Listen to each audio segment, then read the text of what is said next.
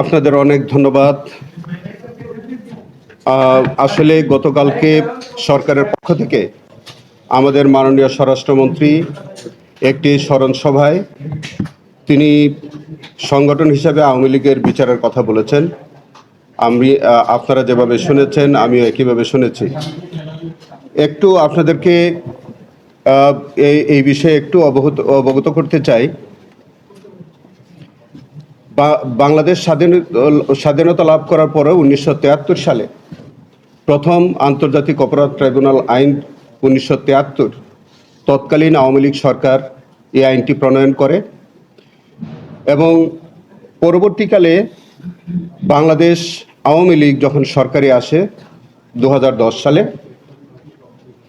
তখন এই মানবতা বিরোধী অপরাধের যে আইন 1973 সালের সেই আইনে আজকের যে ট্রাইব্যুনাল, আন্তর্জাতিক অপরাধ ট্রাইব্যুনাল, সেটি গঠন করা হয় এবং সেখানে বিচার শুরু হয়। 2013 সালে মানবতা বিরোধী অপরাধ আইন 1973 এর সেকশন 2 পরিবর্তন করে, সংশোধন করে সেখানে অর্গানাইজেশন শব্দটা যোগ করা হয় 2013 সালে। সেটা আওয়ামী লীগ সরকারই করেছে। 2009 সালে আওয়ামী লীগ সরকার একটি আইন প্রণয়ন করে, যার নাম হচ্ছে সন্ত্রাস বিরোধী আইন 2009। সেই সন্ত্রাস বিরোধী আইন 2009-এ সেখানে ওই আইনের সেকশন 2-তে সেই আইনের সেকশন 2-তে সেখানে সত্তাকে, ব্যক্তির সাথে সাথে সত্তাকেও, সত্তার বিচারের একটা ব্যবস্থা করা হয়। ওই আইনের সেকশন 6 এবং সেকশন 18 সেখানে বলেছে, এটা কিন্তু আওয়ামী লীগ সরকারই প্রণয়ন করেছে আইনটি। সেখানে বলেছে যে কোনো সংগঠন যদি, কোনো অর্গানাইজেশন যদি কোনো অপরাধ করে, তাহলে সন্ত্রাস বিরোধী আইন 2009-এর সেখানে বিচার করা যাবে। এবং তারই ধারাবাহিকতা আপনার মনে আছে যে 1 আগস্ট 2024 সন্ত্রাস বিরোধী আইন 2009-এর 18 ধারা ব্যবহার করে বাংলাদেশ জামাতে ইসলামকে নিষিদ্ধ করেছিল আওয়ামী লীগ। তার আগে আপনি একটু যদি আপনাদের মনে থাকে, বাংলাদেশ আওয়ামী লীগ যখন স্বাধীনতার পর সরকারে থাকে, তখন প্রথমবারে যে তারা নিজের দল নিষিদ্ধ করে, বাংলাদেশ আওয়ামী লীগ নিষিদ্ধ করে একদলীয় শাসন বাকশাল কায়েম করেছিলেন। সকল রাজনৈতিক দল নিষিদ্ধ করেছিলেন, সকল পত্রিকা ব্যান করে 4টা পত্রিকা রেখেছিলেন এবং সকল বাক স্বাধীনতা হরণ করে একদলীয় শাসন ব্যবস্থা কায়েম করেছিলেন। তাহলে আপনি দেখেন, বাংলাদেশ আওয়ামী লীগ 1973 সালে ইন্টারন্যাশনাল ক্রাইমস ট্রাইব্যুনাল অ্যাক্ট 1973 প্রণয়ন করে। সেই আইনটি সংশোধন করে 2013 সালে অর্গানাইজেশনকে বিচারের আওতায় আনার জন্য তারা অ্যামেন্ডমেন্ট করে। স্বাধীনতার পরে তারা একদলীয় শাসন ব্যবস্থা বাকশাল কায়েম করে, অন্য সকল রাজনৈতিক দল নিষিদ্ধ করে। একইভাবে পরবর্তীকালে বাংলাদেশ জামাতে ইসলামকেও তারা নিষিদ্ধ করে 2009 সালের 1 আগস্ট। সেখানে তাদেরই প্রণীত আইন দিয়ে বাংলাদেশ জামাতে, 1 আগস্ট 2024 সালের আইন দিয়ে বাংলাদেশ জামাতে ইসলামকে নিষিদ্ধ করে। তাহলে এই যে বিচারের যে ব্যবস্থাটা, এইগুলি সব কিছুই কিন্তু বাংলাদেশ আওয়ামী লীগ যখনই তারা সরকারে আসে তখনই তারা এই আইনগুলো তারা প্রণয়ন করেছে। অন্য কোনো সরকার কখনই কিন্তু এই জাতীয় কোনো আইন প্রণয়ন করে নাই। আরও একটি তথ্য আপনাদেরকে দিয়ে রাখি, 2011 সালে আর্টিকেল 47 অব দি কনস্টিটিউশন তারা একটা অ্যামেন্ডমেন্ট আনে। তার আগে 1973 সালেও সংবিধানের প্রথম সংশোধনী আর্টিকেল 47 অ্যামেন্ডমেন্ট করে এই যে মানবতা বিরোধী অপরাধ আইন 1973 প্রথম সেটাকে ইনক্লুড করে। তাহলে আজকে যদি আপনি এই আইনগুলির যদি ঐতিহাসিক প্রেক্ষাপট যদি আপনারা বিচার বিশ্লেষণ করে দেখেন, যে অর্গানাইজেশনের বিচার এবং দল নিষিদ্ধ করার যে প্রক্রিয়া, এগুলি সমস্ত কিছু বাংলাদেশ আওয়ামী লীগ তারা বিভিন্ন সময় শাসন ব্যবস্থায় এসে এই আইনগুলো তারা প্রণয়ন করেছে, সংবিধান সংযোজন করেছে। আজকে বাংলাদেশ আমাদের আন্তর্জাতিক অপরাধ ট্রাইব্যুনাল আইন 1973-এর আওতায় এখন বর্তমানে মানবতা বিরোধী অপরাধের বিচার চলছে।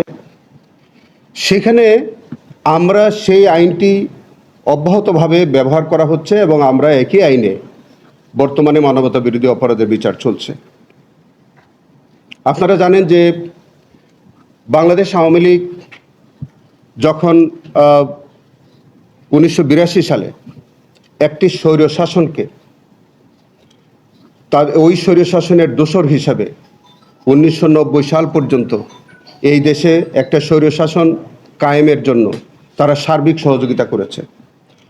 তখন গণতান্ত্রিক মানুষের গণতন্ত্র হরণ করা হয়েছিল, নির্বিচারে মানুষ হত্যা করা, এগুলো সব কিছুতেই কিন্তু আওয়ামী লীগ দোসর হিসেবে কাজ করেছে।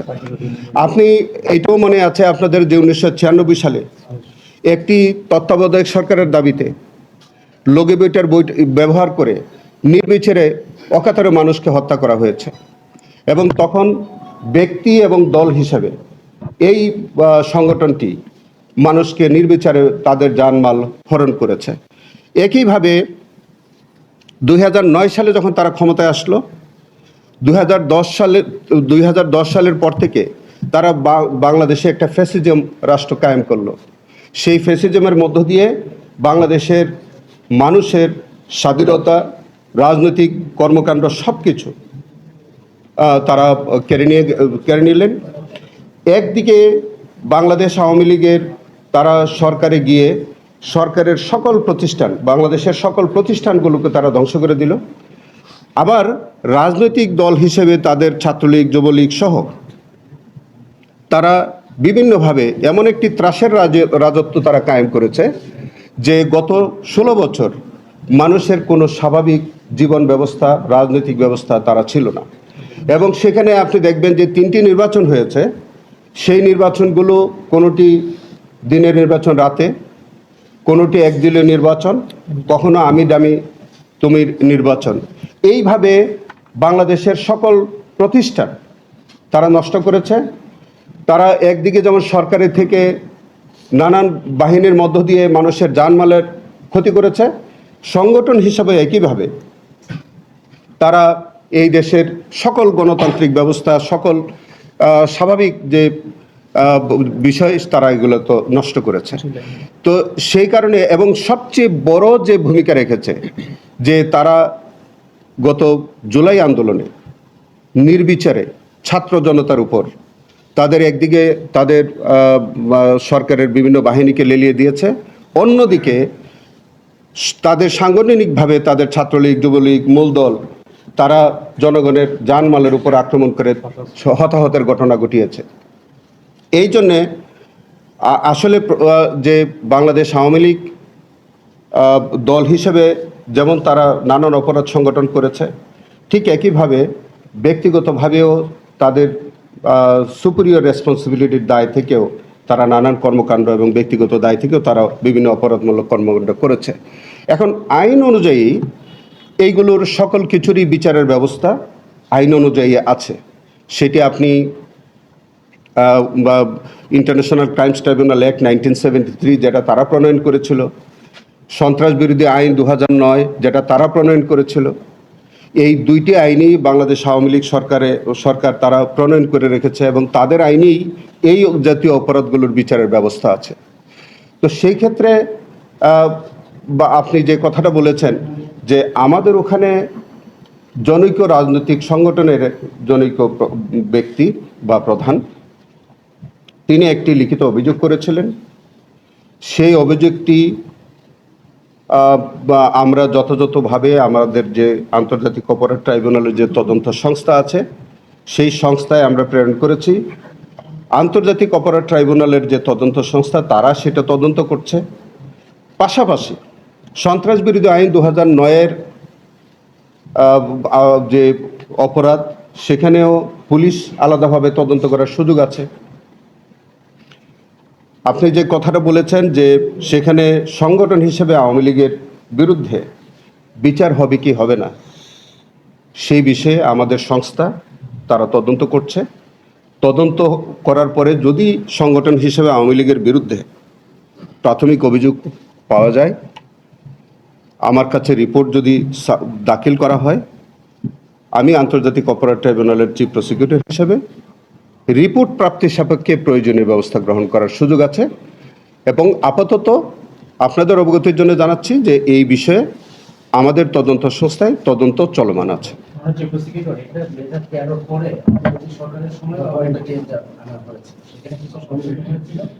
সেখানে এই যে ব্যক্তি শুধু নয়, দল হিসেবে ইয়ে করার জন্য তাদেরকে নির্দিষ্ট মেয়াদের জন্য নিষিদ্ধ এবং তাদের যে নিবন্ধন সেটা বাতিল করার বিধানও যুক্ত হয়েছিল।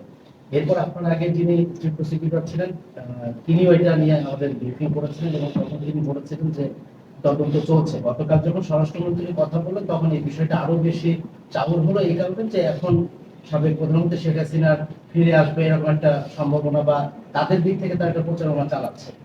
এই যে তদন্ত চলছে, তদন্তের আসলে মানে অগ্রগতিটা কতদূর, কি পেলেন? আমি সেকশনটা আপনাদেরকে একটু ক্লিয়ার করে বলি। সেটা হচ্ছে যে সন্ত্রাস বিরোধী আইন 2009-এর সেকশন 18-এ ইতোমধ্যে ওই 18-র এক প্রয়োগ করে আওয়ামী লীগের সাংগঠনিক কর্মকাণ্ড ইতিমধ্যে কিন্তু নিষিদ্ধ করা হয়েছে। সেকেন্ড পার্টটা হচ্ছে যে সংগঠন হিসেবেও কিন্তু তাকে ব্যান করার আইনগত বিধান আছে, এবং সেটি হচ্ছে যে প্রক্রিয়াটা হলো এরকম যে যদি বিচারের দোষী সাব্যস্ত হয় সংগঠন হিসাবে, তাহলে ওই রায়ের পরিপ্রেক্ষিতে বাংলাদেশ সরকার গেজেট বিজ্ঞপ্তির মাধ্যমে ওই সংশ্লিষ্ট সংগঠনটিকে বা সত্তাটিকে নিষিদ্ধ করার বিধান আছে। তো যাই হোক, এখন যেহেতু আপাতত তদন্ত চলছে, তদন্ত সমাপ্ত না হওয়া পর্যন্ত এই বিষয়ে আর বেশি কিছু বলার কোনো সুযোগ নেই। ঘটনাটা সারা দেশব্যাপী যিনি তদন্ত করছেন তদন্ত সংস্থার সূত্রে আমি যতটুকু জানতে পেরেছি, আওয়ামী লীগের বিরুদ্ধে মানবতা বিরোধী অপরাধের প্রাথমিক প্রমাণ ইতিমধ্যে তারা পেয়েছেন। যদি বিষয়টা এখনো তদন্ত দিন, সেজন্য তারা ডিসক্লোজ করতে যাচ্ছে না। আপনার কাছে কি তথ্য আছে? না, আমার কাছে এর বাইরে কোনো তদন্ত বা কোনো তথ্য নাই। সেটি তদন্তাধীন আছে, এইটুকুনই আপনাদেরকে জানাচ্ছি। এর বাইরে কোনো তথ্য আমার কাছে আর নাই। তদন্ত সাপেক্ষে কোনো রিপোর্ট আমার কাছে সাবমিট করার পরে আমি বিস্তারিত বলতে পারবো। দল হিসেবে মানে বিচার করার যে বিষয়টা আপনি বলছিলেন যে আওয়ামী সরকার আমলেই করেছে, কিন্তু আওয়ামী সরকার আমলে আমরা দেখেছি বারবার জামাত নিষিদ্ধের একটা হুমকি দেওয়া হয়েছে, কিন্তু জামাতকে কখনো নিষিদ্ধ করা হয়নি। রাজনৈতিক কারণে তারা এটাকে পুঁজি করে রেখেছিল আওয়ামী লীগ। এই সরকার কি এরকম কোনো কিছু করবে? মানে আওয়ামী লীগ নিষিদ্ধের ব্যাপারটা কি আসলে বিধান অনুযায়ী হবে নাকি এটা হবে? দেখেন, বিষয়টা হচ্ছে আমি আন্তর্জাতিক অপরাধ ট্রাইব্যুনালের প্রসিকিউটর। সরকারের বা পলিসির গত কোনো বিষয়ে আমার কোনো সংশ্লিষ্টতা নাই। তবে এখন যে ইনভেস্টিগেশনটা চলছে, এইটা আমাদের তদন্ত সংস্থা, আমাদের স্বরাষ্ট্র মন্ত্রণালয়ের অধীন ওই সংস্থাটি, এই সংস্থাটি এখন তদন্ত করছে, কাজ করছে। এটা যখন তদন্ত সাপেক্ষে যখন আমার কাছে আসবে, তখন আমার এখতিয়ার বর্তাবে ওই জায়গায়, এবং তখন আমি বিস্তারিত কথা বলতে পারবো। যেহেতু দেশব্যাপী ঘটনা, এই জন্য তদন্ত সময় লাগাটাই বিষয়টা হচ্ছে যে এইটা তো বাংলাদেশ আওয়ামী লীগের, দেখেন এইটা 1971 সালের পরে যখন দেশ স্বাধীন হলো, স্বাধীন হওয়ার পর থেকে আওয়ামী লীগের নানা বিভিন্ন রকমের তাদের এই কর্মকাণ্ডগুলো আছে।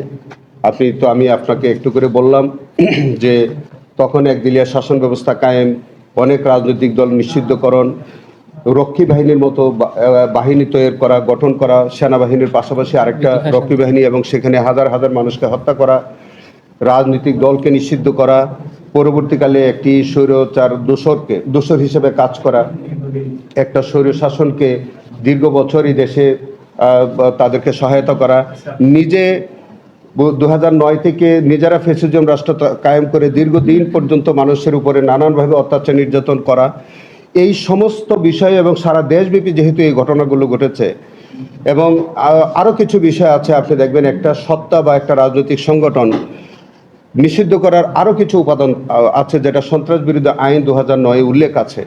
সেখানে বলছে যে বাংলাদেশ থেকে যদি কোনো মানি লন্ডারিং হয়ে থাকে, কোনো অর্থ পাচার হয়ে থাকে, আপনি যদি সোভারেন্টি যদি আপনার প্রশ্ন সম্মুখীন হয়, যে আপনি যদি এমন কোনো দেশের সাথে এমন কোনো কর্মকাণ্ড করেন যেখানে আপনার দেশের সার্বভৌমত্ব ক্ষুণ্ণ হয়, সেইগুলোও কিন্তু একটা সংগঠন নিষিদ্ধ করার জন্য সব কিছু কিন্তু আসবে। সো এইটা একেবারেই আমি মনে করি না যে খুব রাতারাতি বা ওভারনাইটে আপনার একটা ইনভেস্টিগেশন সম্ভব হয়ে যাবে। তবে আমাদের একটি শক্তিশালী ইনভেস্টিগেশন টিম, আন্তর্জাতিক অপরাধ ট্রাইব্যুনালের সকলেই খুব সিনিয়র কর্মকর্তা, তারা কাজ করছেন। ইনভেস্টিগেশন রিপোর্ট যথাসময়ে ইনশাল্লাহ পাওয়া যাবে। যে আইনগুলো করেছিল সেই আইনগুলো খুবই ব্যাড ইন্টেনশন নিয়ে করেছিল, যে আপনার বর্ণনা যেটি, তো সেই একই আইন দিয়ে যদি আবার এখন অন্য সরকারগুলো একই কাজ করে, তাহলে কি সেই খারাপ উদাহরণটা এখন দেখেন, এইটার কোনো, আপনি যেটা বলেছেন এই বক্তব্যের আমি কোনো সারবত্য পাইনি। বাংলাদেশে একটা বিদ্যমান আইন আছে, অপরাধ হচ্ছে, ওই আইনের প্রয়োগ হবে না? আপনি ওই আইন যতক্ষণ পর্যন্ত রিপিল না হবে এবং ওই আইনের আওতায় যদি কোনো অপরাধ সংগঠিত হয়, অবশ্যই সেই আইনের প্রয়োগ হবে। আচ্ছা, যদি আওয়ামী লীগের বিরুদ্ধে মানবতাবিরোধী অপরাধের প্রমাণ মেলে, তাহলে সাজা কি হবে? সেটা তো বললামই যে আপনি সংগঠন হিসেবে সেটা নিষিদ্ধ হয়ে যাবে। ইতিমধ্যে আপনি দেখছেন যে আওয়ামী লীগের সংগঠনের কার্যক্রম নিষিদ্ধ আছে এবং সন্ত্রাসবিরোধী আইনের 18-তে, এবং ট্রাইব্যুনালে আমরা আমাদের একই আইন আছে, সেখানে ওই সংগঠনটিকে ব্যান করে দেওয়ার বিধান আছে এবং সম্পদ যা আছে। এটা আমাদের আন্তর্জাতিক অপরাধ ট্রাইব্যুনালের আইনে কিন্তু, এটা আমি আপনাদেরকে ক্লিয়ারলি বলি, আন্তর্জাতিক অপরাধ ট্রাইব্যুনাল 2013-73-এর বিধান অনুযায়ী মৃত্যুদণ্ড সহ যে কোনো মেয়াদের সাজা এবং সংশ্লিষ্ট আসামির যত সম্পত্তি আছে বাংলাদেশে অথবা দেশের বাইরে, সেইগুলো কিন্তু রাষ্ট্রের অনুকূলে বাজেয়াপ্ত হওয়ার বিধান আছে। একটা বিষয়, সেটা হচ্ছে বিভিন্ন ঘটনা শুধু ট্রাইব্যুনাল না, আলোচিত যে কোনো বিচারের ক্ষেত্রে আমরা দেখছি যদিও বিচার বিভাগ স্বাধীন, সরকারের দিক থেকে এক ধরনের তাড়না থাকে। যেমন আমরা শিশু এই কি বলে যে স্বামীদের বেলায় দেখি, প্রধানমন্ত্রী নিজেই দল হিসেবে আওয়ামী লীগের বিচারের এই যে তদন্ত চলছে, এটা তাজুল ইসলাম অনেক আগে আমাদেরকে বলেছে, তারপরে এখন আমরা সেই আপডেট পাচ্ছি। তার মানে সরকারের দিক থেকে কি কোনো ধারণা আছে এটা নিয়ে, বা আপনাদেরকে কখনো? একেবারেই আপনাকে উইথ ডিউ রেসপেক্ট বলি, আন্তর্জাতিক অপরাধ ট্রাইব্যুনাল, 2টি ট্রাইব্যুনাল কাজ করছে, আমরা প্রসিকিউশন টিম কাজ করি, আমরা সম্পূর্ণ স্বাধীনভাবে আমাদের এই ট্রাইব্যুনাল পরিচালিত হয়। সেখানে আমরা কারণ নির্দেশিত হয়ে আমরা কোনো রকমের কার্যক্রম আমরা করি না। সো আমাদের এখানে যে ইনভেস্টিগেশনটা চলমান আছে, আমাদের পক্ষ থেকে কোনো ধরনের হস্তক্ষেপ নাই।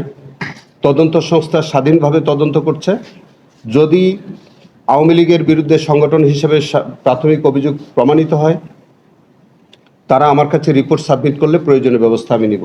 তবে এই বিষয়ে আমার ব্যক্তিগত পক্ষ থেকে অথবা অন্য কোনো পক্ষ থেকে কোনো ধরনের হস্তক্ষেপ নাই। আওয়ামী লীগের যে কার্যক্রম নিষিদ্ধ হয়েছে সেটি সংসদ থেকে রেটিফাই করা হয়েছে, সংসদের মাধ্যমেও সেটি বহাল রাখা হয়েছে। এরপরে আসলে আদালত থেকে কি নিষেধাজ্ঞা আসবে?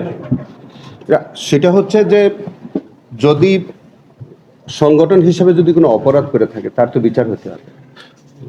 আপনি সরকার সন্ত্রাসবিরোধী আইন 2009-এর 18 বিধান অনুযায়ী আপনি কোনো বিচার ছাড়াও আপনার কোনো সংগঠনকে ব্যান করতে পারবে অথবা কার্যক্রম নিষিদ্ধ করার সুযোগ আছে। বাট ওই সংগঠনটি যদি কোনো অন্যায় করে থাকে, অপরাধ করে থাকে, তার তো বিচার হতে হবে আগে। বিচার ছাড়া যদি আপনি ওই সংগঠনটাকে ব্যান করেন, তাহলে তো জনমনে প্রশ্ন দেখা দেবে। তো সেই কারণে আওয়ামী লীগ সংগঠন হিসেবে কোনো অপরাধ করেছে কিনা, এটা অবশ্যই তদন্ত হওয়া প্রয়োজন এবং সেটি হচ্ছে। এবং সেখানে যদি তাদের বিরুদ্ধে যদি অভিযোগ প্রমাণিত হয়, তারপরে আমাদের এখানে বিচার সাপেক্ষে প্রয়োজনীয় ব্যবস্থা নেওয়া যেতে পারে অথবা সরকার অন্যভাবে ব্যবস্থা নেবে। দল দায়ী থাকলে দলের নেতাদের কি হবে যারা এখন পর্যন্ত 30 তারিখ পর্যন্ত 6টি মামলা রায় হয়েছে। এই মামলাগুলো যখন চলে, শেখ হাসিনা, চাঙ্কারপুর, আবু সাইদ, প্রত্যেকটা সূচনা বক্তব্যের ভিতরে আমরা শুনেছি এই অভিযোগগুলো ছিল যে আওয়ামী লীগ, যুবলীগ এবং ছাত্রলীগ সহ তাদের অঙ্গ সংগঠনের নেতা কর্মীরা এই যে প্রাণঘাতী অস্ত্র তাদের কাছে দেখা গেছে, তারা এটাতে জড়িত ছিলেন। তাহলে এইটা প্রমাণ করার জন্য আমার আবার আলাদা করে কেন এত সময় লাগতেছে? আমি তো প্রত্যেকটার সাথেই তো ব্যক্তির পাশাপাশি এই সংগঠনগুলোর নেতাকর্মীরা যে জড়িত ছিল সেটা তো আমার অভিযোগের মধ্যেই তো আছে। না এইটা বলছে যে 71 থেকে সব তদন্ত চলছে এটা ব্যক্তি হিসেবে কিন্তু দিয়েছে দলের সভাপতি দণ্ডিত হয়ে দলীয় গেছে। সিদ্ধান্ত। দলের সর্বোচ্চ যে নেতা সে দণ্ডিত হয়ে গেছে। তার পরের যে সাধারণ সম্পাদক সহ দলের শীর্ষ পর্যায়ে সহযোগী সংগঠনের সভাপতি সেক্রেটারি সহ একটা মামলা বিচারের শেষ পর্যায়ে প্রায় ওবায়দুল কাদের সহ। তো এই মামলাগুলো শেষ হলেও তো এই বিচারটা অনেক দূর আগায় যায় না আওয়ামী লীগের। অবশ্যই আগে যায়, যেটা হচ্ছে যে আপনি যেটা বলছেন একটু পার্থক্য আছে। ব্যক্তির দায় এবং সংগঠনের দায় দুইটা অনেকটা ওভারল্যাপিং, কিন্তু তার মধ্যেও কিছু পার্থক্য থাকে। যেমন ধরেন সংগঠন হিসাবে কিছু ভূমিকা থাকে, এটা ব্যক্তির দ্বারাই পরিচালিত হয়। সংগঠন তো আর নিজে কাজ করতে পারে না, সংগঠন তো সংগঠনের যারা নেতৃস্থানীয় ব্যক্তি তাদের মাধ্যমেই পরিচালিত হয়। তো সেখানে দেখতে হবে যে তার ব্যক্তিগত দায়টা কিভাবে ছিল আর সাংগঠনিক দায়টা কেমন করেছে। সেটা আমি আপনাদেরকে বলছিলাম যে স্বাধীনতার পর থেকে নানানভাবে এই সংগঠনটির নানান বিতর্কিত কর্মকাণ্ড আছে। জুলাই আন্দোলনে যেমন নেতৃস্থানীয় পর্যায়ে বা সুপিরিয়র ব্যক্তিদের ব্যক্তিগত দায় আছে, কিন্তু সংগঠন হিসাবেও কিন্তু আলাদা দায় আছে। তো সেইগুলো ইনভেস্টিগেশনের অবশ্যই প্রয়োজন। তার মানে শুধু জুলাইয়ের বিষয়টা না, একদম শুরু থেকে পুরাটাই হয়তো আসবে, পুরাটাই হয়তো আসবে। একটি রায়ে 19 জুলাইয়ের যে বৈঠকটা ছিল 14 দলের, সেই বৈঠকের কথা আসছে শুধু কি আওয়ামী লীগের বিরুদ্ধে তদন্ত হবে নাকি তার জোট সঙ্গীদের বিরুদ্ধে তদন্ত চলছে? সেটা আমি বলতে পারবো না, তবে সেটা হচ্ছে ইনভেস্টিগেশন চলছে। ইনভেস্টিগেশনে আমাদের কাছে যে কমপ্লেনটা এসেছিল সেই কমপ্লেনটা শুধু আওয়ামী লীগের বিরুদ্ধে কমপ্লেনটা, অন্য কোনো রাজনৈতিক দলের বিরুদ্ধে কমপ্লেনটা আসে নাই। তবে ইনভেস্টিগেশনে যদি এই দলের সাথে আর কোনো জোট বা সঙ্গে অন্য কোনো রাজনৈতিক দলের যদি সংশ্লিষ্টতা আসে, নিশ্চয়ই সেটা রিপোর্টে আসবে। এই আইন অনুযায়ী পার্টি হিসেবে কোনো জায়গায় শাস্তি দেওয়ার কোনো বিধান কি আছে? কোথায়? এই যে বললাম তো যে সেটা ব্যক্তিকে যেমন সাবস্টিটিউট সেন্টেন্স দেওয়া যাবে, আর সংগঠন হিসেবে সংগঠনের সম্পত্তি ব্যান করা যাবে, সংগঠনটিকে ব্যান করা যাবে। এটা কি অন্য দেশে কি এইসব আইন অন্য দেশে যে প্রয়োগ হয়েছে? এইটা আমি এই মুহূর্তে আপনাদেরকে ওই বিষয়টা আমি এই মুহূর্তে বলতে পারবো না। তবে আমি যেটা এখন আমাদের দেশের যে প্রচলিত আইনে আছে, আমাদের দেশে ইন্টারন্যাশনাল ক্রাইমস ট্রাইব্যুনাল বলেন, সন্ত্রাস বিরোধী আইন 2009 বলেন, সেখানে সুস্পষ্ট বিধান আছে যে ব্যক্তির দায়ও আছে, সংগঠনের দায়ও আছে, যে কোনো সত্তার দায়ও আছে। আরেকটা প্রশ্ন হচ্ছে যে আওয়ামী লীগ বলছে যে বিভিন্ন খারাপ কাজ করছে, তারা তো আইনটাও করছে, আইনটা পজিটিভলি নিয়ে কি? ওই অ্যানসার আইন তো খারাপ হতে পারে না ভাই, আইন তো এটা তো চ্যালেঞ্জ হয় নাই। আইন আপনি একটা আইন প্রণয়ন করলেন, এই জন্য তো আইন তো নিজে দায়ী হয় না। আইনটাকে যদি আপনি অপপ্রয়োগ করেন, আইন থাকা সত্ত্বেও যদি আপনি সেই আইনকে ভায়োলেশন করেন, তাহলে সেটা অপরাধ হবে। এখন সন্ত্রাস বিরোধী আইন আওয়ামী লীগ সরকারের আমলে করেছে, 1973 সালে মানবতা বিরোধী অপরাধ আইন করেছে, কিন্তু আপনি নিজে আইন করে সেই আইন আপনি নিজে ভঙ্গ করছেন। তখন আপনারা বলেছেন এই আইনটা নির্যাতনমূলক, এখন আবার সেই আইন দিয়ে অ্যাপ্লাই করছেন। না না, আমরা কখনো বলেছি, আমরা এই জাতীয় কখনো আমরা এই কথা বলেছি, আমরা এই আইন আমরা কখনো চ্যালেঞ্জ করেছি? না, পূর্বে আর কি মানে বিভিন্ন সময় বলা হয়েছে রাজনৈতিক উদ্দেশ্যে আইনগুলি করা হয়েছে, ব্যাড ইন্টেনশন তখন বলা হয়েছে। এখন দেখেন, এখন ইনভেস্টিগেশন হোক, ইনভেস্টিগেশনের পরে দেখেন যে এটা কোনো রাজনৈতিক উদ্দেশ্যে করা হচ্ছে কিনা, বা আদৌ এই জাতীয় যে অভিযোগগুলো আছে, যারা অভিযোগ করেছেন আমাদের কাছে, সেই অভিযোগের আদৌ সত্যতা আছে কিনা, এখনোই তো বিচার হচ্ছে না, এটা তো ইনভেস্টিগেশন পর্যায়ে আছে। দেখেন আমাদের এখানে যা কমপ্লেন্ট আসে সবগুলো আমরা অগ্রাধিকার ভিত্তিতে করি। আমাদের কাছে কোনোটা প্রায়োরিটি বেসিসে নাই, কোনোটা মানে লেস প্রায়োরিটি নাই। আমাদের প্রত্যেকটা অভিযোগ অত্যন্ত গুরুত্বপূর্ণ, আমরা প্রত্যেকটা অভিযোগকে সমানভাবে আমরা গুরুত্ব দিয়ে আমরা ইনভেস্টিগেশন করি। শুভরঞ্জন মালিকের কবে করে তুলবেন? শুভরঞ্জন বালির আসামি এক মিনিট হ্যাঁ, কোনটা? জুলাই মাসে ধরেন এই যে স্নাইপার নিয়ে একটা বিতর্ক আমরা দেখছি যে ব্যাপকভাবে চলছে, এখন এটি টক শোতে বলেন ডকুমেন্টারি আছে যে আপনি খালি এগুলো খুঁজে করতেই বার করেন। আচ্ছা বলেন না। প্রথম আলো 2024 অক্টোবরে একটা রিপোর্ট করেছিল যে এই যে স্নাইপার যারা ব্যবহার করেছে, অস্ত্রধারী যারা ছিল, এরকম 126 জনের একটা তারা আইডেন্টিফাই করেছিল। সেখান থেকে বলা হয়েছে যে 19 জনকে গ্রেফতার করা হয়েছে। আর এই সময় পর্যন্ত এই যে যারা অস্ত্রধারী ছিল তাদের কতজনকে আপনারা আইডেন্টিফাই করতে পেরেছেন তদন্ত ব্যবস্থা, এবং এর মধ্যে কতজনকে এখানে আসামি করা হয়েছে এবং কতজনের তদন্ত শেষ হয়েছে? আমি আপনাকে এটার পরিসংখ্যান এই মুহূর্তে হঠাৎ করে দেওয়া আমার পক্ষে সম্ভব না। তবে আমি আপনাকে একটা কথা বলি, আমাদের একটা বিভ্রান্তি আছে, স্নাইপার আর স্নাইপার রাইফেল দুইটা ভিন্ন জিনিস। দেখেন, স্নাইপারটা হচ্ছে সৈনিককে বলা হয়, যিনি স্নাইপারটা ইউজ করেন যে ব্যক্তি, স্নাইপার হচ্ছে ব্যক্তি। আর স্নাইপার যিনি যে অস্ত্রটা ব্যবহার করেন সেই রাইফেলটার নাম হচ্ছে স্নাইপার রাইফেল। এবং এইটা ব্রিটিশ শাসনামলে একটা পাখি, এটা স্নাইপি পাখি, একটা পাখি, সেটা তাকে মারতে পারতেছিল না, তো সেটাকে মারার জন্য যে অস্ত্রটা ব্যবহার করা হয়েছে তার পরিপ্রেক্ষিতে ওইটাকে স্নাইপার নাম রাখা হয়, এবং সেটা হচ্ছে sniper rifle, not sniper. Sniper তো ব্যক্তি, আর রাইফেলটা হচ্ছে আমাদের দেশে স্নাইপার রাইফেল। ইতিমধ্যে আপনারা পত্রপত্রিকা বিভিন্ন পরিসংখ্যানে পেয়েছেন যে এইটা আমাদের ওখানে স্নাইপার রাইফেল ব্যবহার করা হয়েছে জুলাই বিপ্লবে। এইটা আমাদের একাধিক তদন্ত বেরিয়ে এসছে। এটা বা আপনার বিভিন্ন যাদেরকে আমরা বিচারের সম্মুখীন করছি সেখানে তো আমরা ইনভেস্টিগেশনে প্রাইমারিলি পাওয়াই যাচ্ছে যে তারা স্নাইপার রাইফেল ইউজ করেছে।